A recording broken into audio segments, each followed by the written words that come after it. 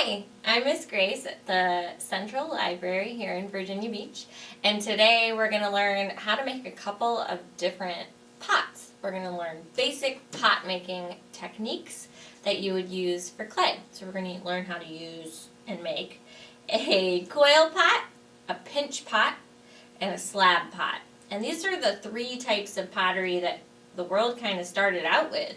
And so, like you might know or might be able to guess, pottery came from the need to be able to transport water, because we need water to be able to survive.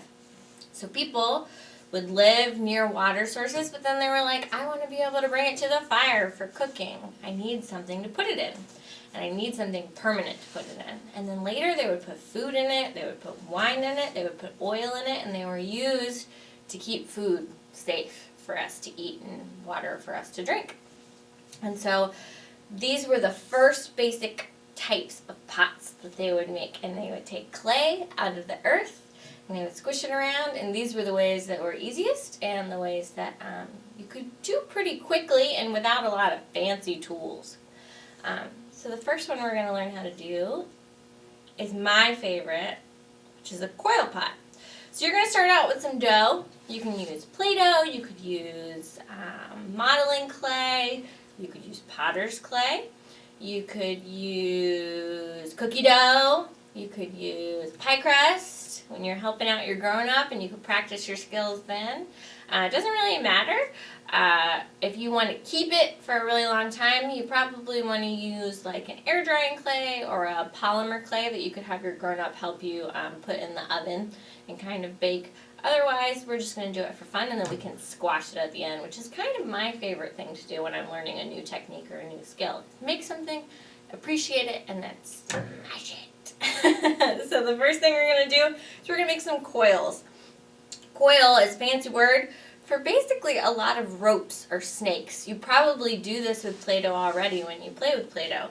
And so we're going to make a lot of really long ones. The way that you make coils is you want to have really strong, flat hands.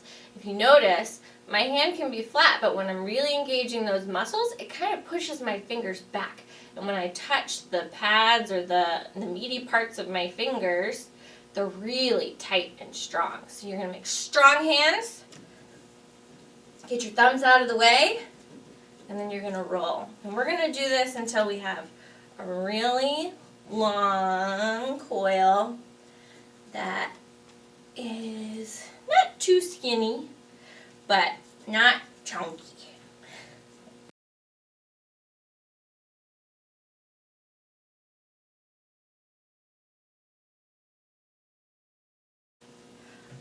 Awesome! So you've made your coil, your snake, your rope. To make the bottom of a coil pot, we're going to roll it, kind of like a cinnamon bun. So you're going to take the end of your coil, and you're going to kind of just fold it over and make a hook. Once you make a little hook, you can start rolling, rolling, rolling. And how big your flat little cinnamon bun is, and you do want to keep this pretty flat and even. So if you notice that your coil is like starting to get on top, you want to make sure that it stays really flat. This will determine how big the bottom of your pot is. I'm going to make kind of like a little cup. So I want it to be about that big. So I'm going to pinch it off, and then with this part I can kind of flatten it. And this can be the base of your pot, and you also can do it this way to make the top if you want to have a lid. Now if I wanted to not have a lid, I'm going to use this one for my lid. I didn't have to pinch it off. You don't have to if you don't want to. You could keep it on there, or if yours accidentally comes apart because you made it a little too skinny, you can pinch it back on. So if I want to build up, I can either pull off and then start right on top if that's easier for you, or if I want to do it the fancy way, the way that early pottery makers, early potters did it, I can keep it attached and then just start to go on top. I'll go on top of my outer coil, and then I'll keep going so it starts to build up a wall. Now when I run out of coil, we do it just like how I reattached it when Miss Grace accidentally pinched it off before she was ready. You make some more.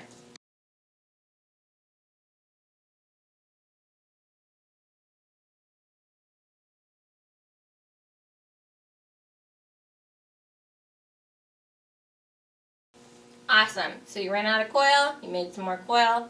You'll just pinch these together.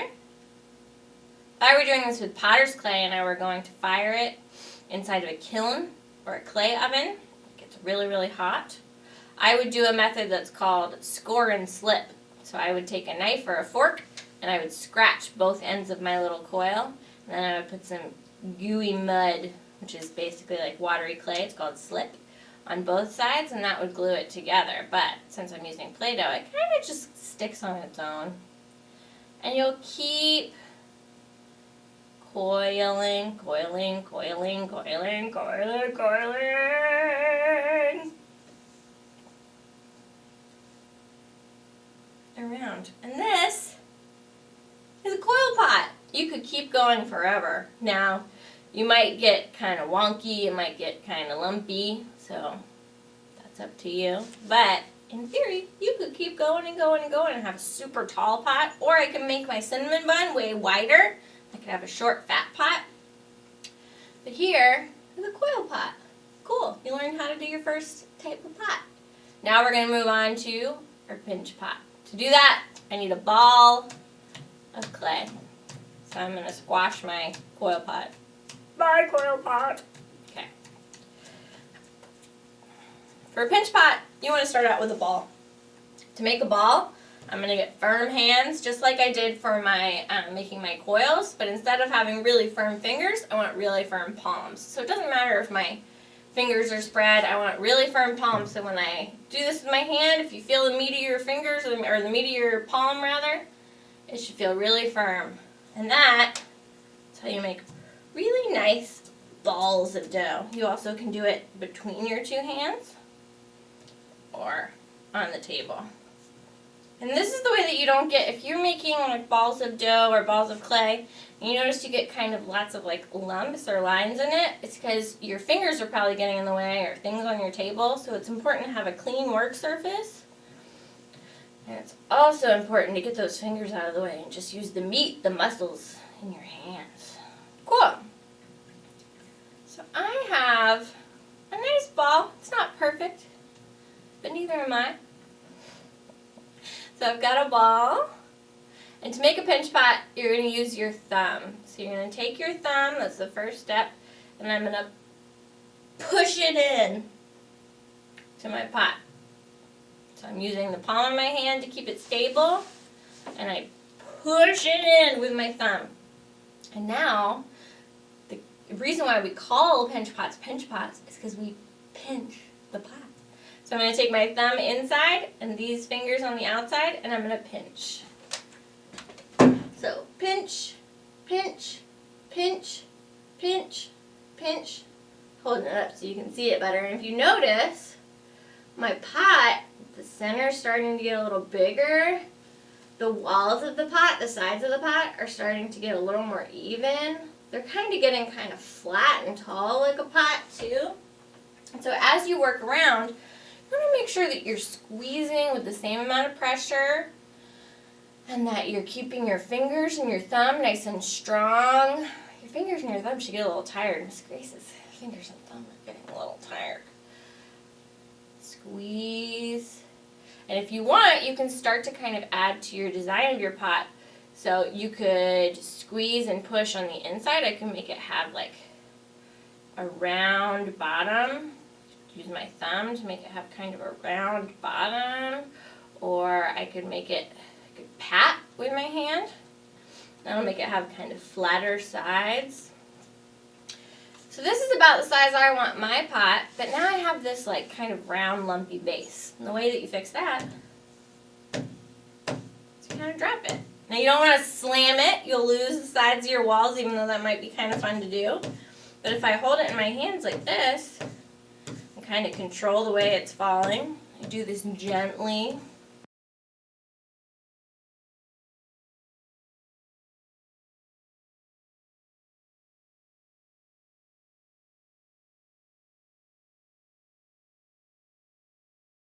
Pinch pot. Woo! 2 down. 1 more to go. Last one we're going to do is called a slab pot. It's called, it's slab because we're going to make something that is flat and smooth.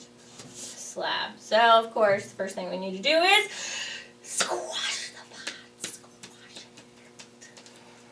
Squash the pot. And then we're going to make a ball. So we need meaty parts of our palms, strong palms. Make a ball.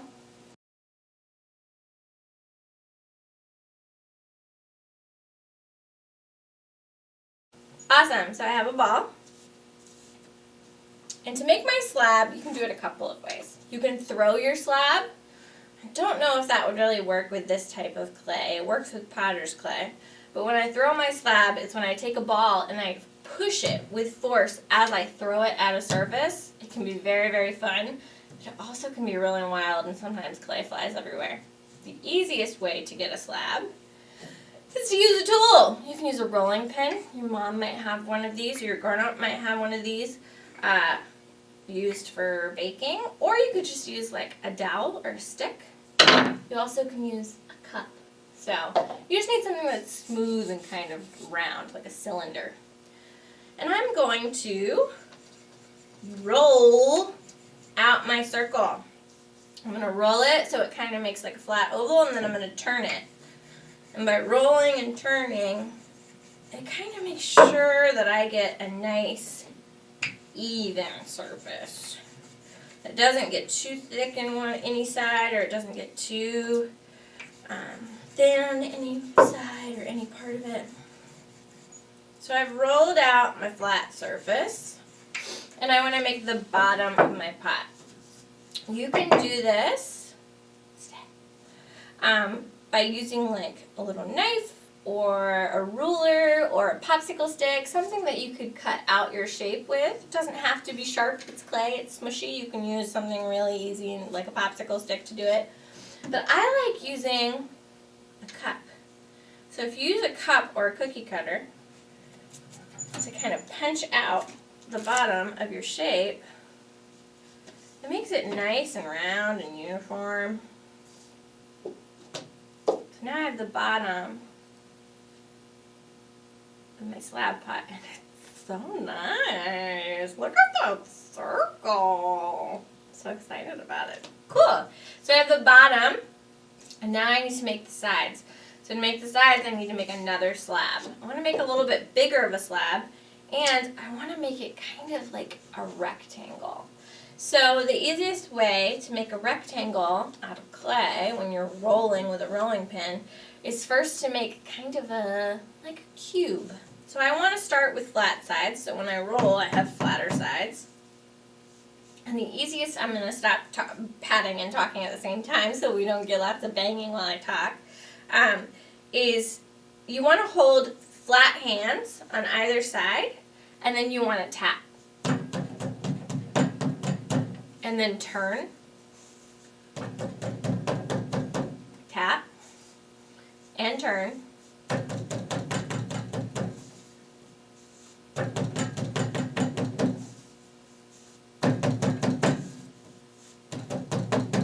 Awesome. Then you're going to rotate it. Same thing, tap and turn.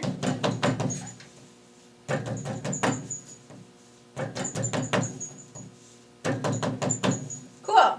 I have roughly a cube. It'll make it a little bit easier when I roll it out. It'll be less likely to try and make like a circle. It'll be more likely to try and make kind of a rectangle shape. You also can just roll out a ball of dough and then use your popsicle stick, or with the help of your grown-up, a knife, to cut out your rectangle. But I am going to try and get a rectangle with a rolling pin. That would make a good song. Rectangle with a rolling pin. I don't know. I think it would make a good one. But because I made a cube, you see how I kind of have sides? I kind of have flat sides. Obviously, it's clay, so it's not going to be perfect. But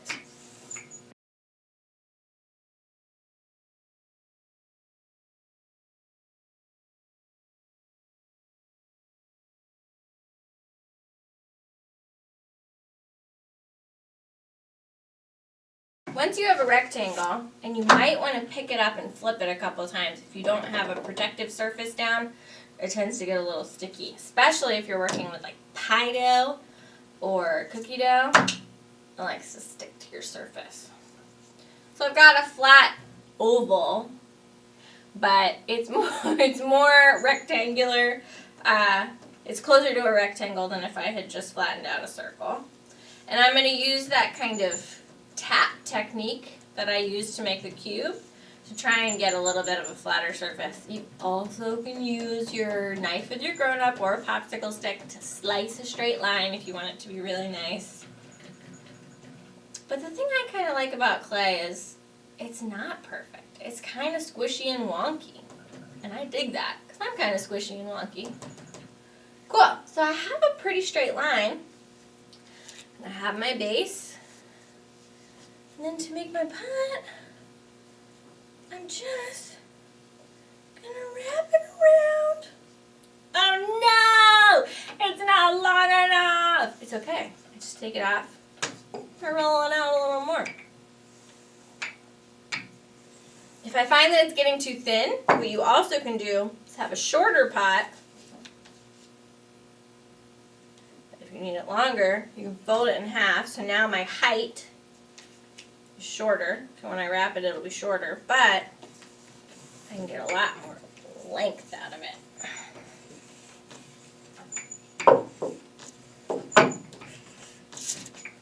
Ah! That happens sometimes. It's okay. It happens to the best of us. Oh no, I'm sticking together.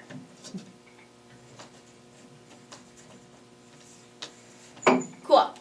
I hope it's long enough. Let's see.